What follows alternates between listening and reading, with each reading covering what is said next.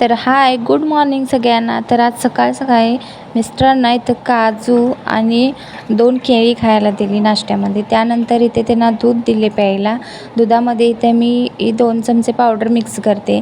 या पावडरमध्ये काजू, बदाम, खारीक, मखाना, चणे हे सर्वाची मी पावडर बनवून ठेवलेली आहे.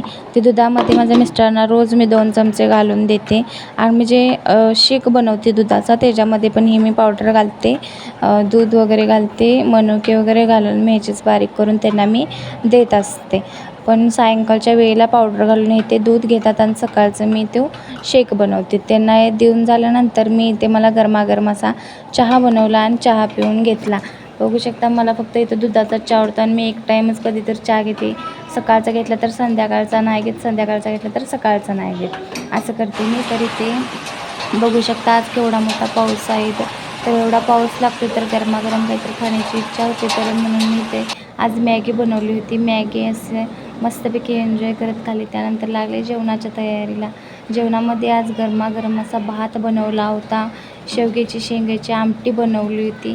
कोणाकोणाकडे फक्त डाळ बनते रोज, पण आमच्या इकडे जशी तुमच्यात डाळ बनते तशा इकडे आमच्या इथे आमटी बनते. त्यानंतर इथे मी भाकरी करायला घेतल्या.